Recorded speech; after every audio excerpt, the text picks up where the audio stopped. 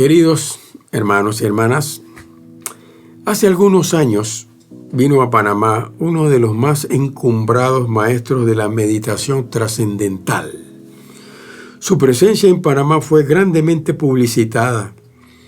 Recordamos que este maestro hizo una presentación en uno de los grandes hoteles de la ciudad. Esa noche, el salón se llenó de esquina a esquina, de manera que no cabía la clásica aguja. Y en ese salón habían seguidores empedernidos de la meditación trascendental. Pero también había curiosos que estaban allí esperando nuevas revelaciones para su vida. Y había aquellos que deseaban conocer algo nuevo.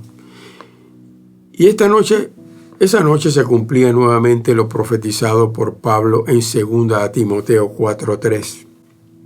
Porque vendrá tiempo cuando no sufrieran la sana doctrina, sino que teniendo comezón de oír, se amontonarán maestros conforme a sus propias concupiscencias, y apartarán de la verdad el oído y se volverán a las fábulas. En el mundo hoy día, la gente tiene comezón en sus oídos. Con tal de escuchar sugerencias para resolver sus problemas, son capaces, mis hermanos, de vender sus propias almas.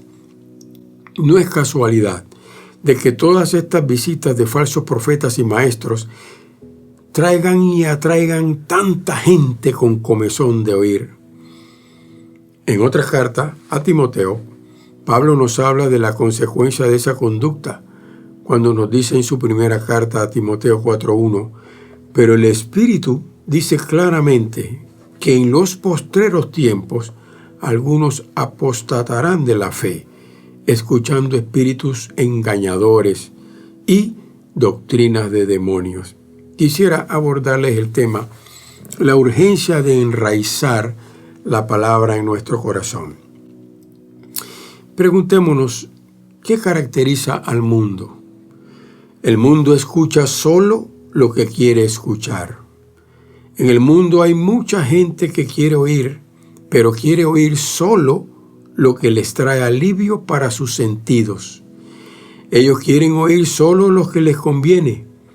Al mundo le encanta temas como cómo ser triunfante en la vida, resuelva sus problemas al instante, encuentre la fórmula aquí.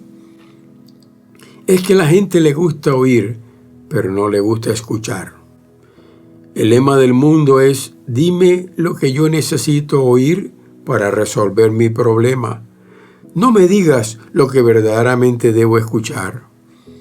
Al propio cristiano, algunas veces no le gusta la consejería. ¿Y sabe por qué?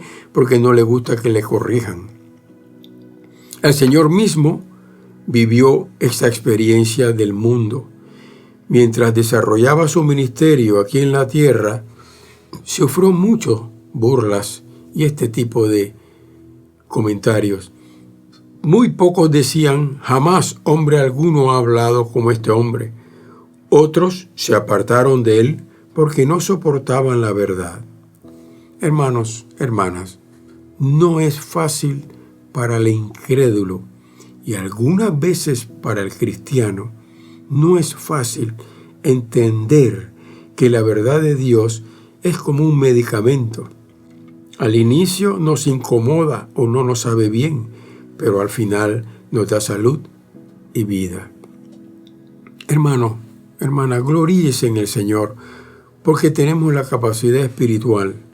El Señor dijo en cierta ocasión, y quedó registrado en Mateo 13:5, de oído oiréis y no entenderéis, y viendo veréis y no percibiréis, porque el corazón de este pueblo se ha engrosado.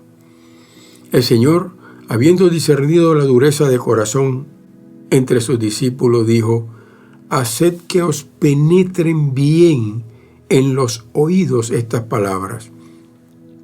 Ellos tenían una especie de pereza auditiva y en varias ocasiones el mismo Señor usó la penetrante expresión, el que tenga oídos para oír, oiga.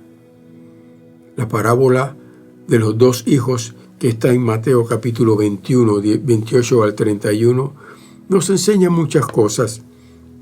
Una de esas es que a Dios no se le puede impresionar. No se le impresiona con buenas motivaciones.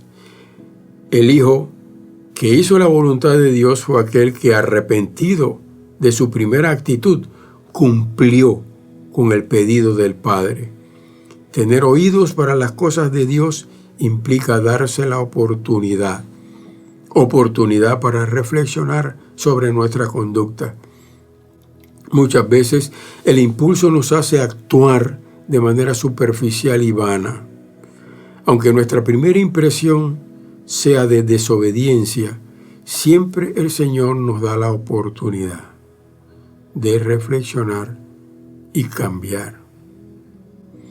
En una iglesia había una hermana que tan pronto se sentaba en el culto para escuchar la prédica, empezaba a pensar en todos sus problemas y empezaba a preguntarse: ¿qué voy a hacer con este problema? ¿Cómo voy a resolver aquel?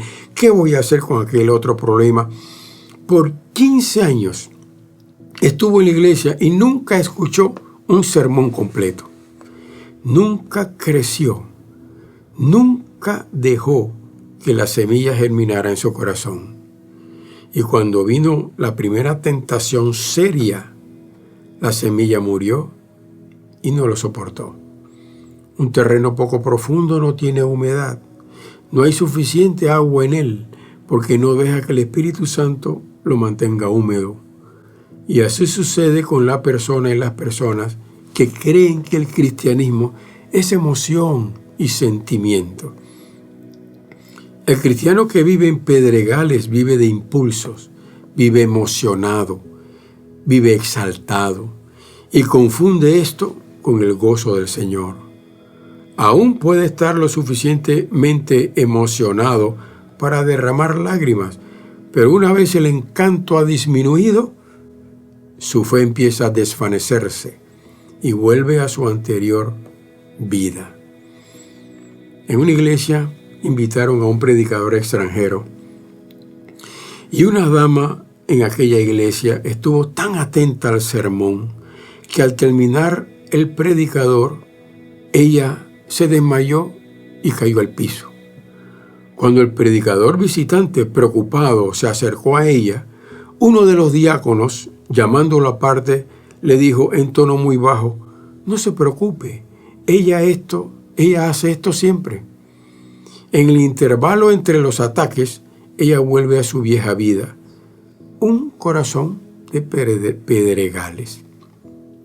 Dice Mateo capítulo 13, versículo 7, parte cayó entre espinos y los espinos crecieron y ahogaron la semilla.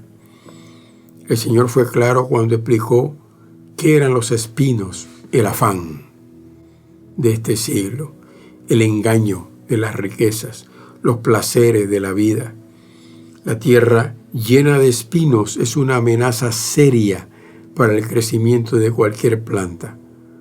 Asimismo, un corazón lleno de preocupaciones del mundo frustra todo intento de germinación.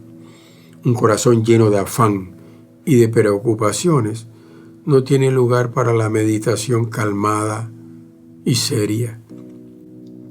En la palabra de Dios, el Señor designa como espinos al engaño de las riquezas. No solo se trata de aquel afanado por ganar dinero, sino aquel que está lleno de metas fuera de la voluntad de Dios. Cuando una ansiedad constante por los asuntos del mundo llena nuestra mente y nos aflige, al punto que confunde nuestras metas delante de Dios, estamos dejando que los espinos nos ahoguen. El afán económico es buen ejemplo de un espino en nuestra vida. Muchas veces la angustia por la estrechez en la finanza de la casa nos lleva a tomar decisiones que nos apartan de Dios. En la Escritura dice: el corazón da fruto con perseverancia. ¿Qué podemos hacer para que la semilla caiga en terreno fértil? La Biblia nos dice en Proverbios 3:21: Hijo mío, guarda la ley y el consejo, y serán vida a tu alma y gracia a tu cuello. Y sigue diciendo, entonces andarás por tu camino confiadamente y tu pie no tropezará. Santiago nos aconseja en su epístola 1:21, nos enseña que la palabra no podrá ser recibida si no hay mansedumbre. No permita que pasen valiosos años de su vida sin que sea sembrada la palabra y que ella fructifique en su vida. Bendiciones.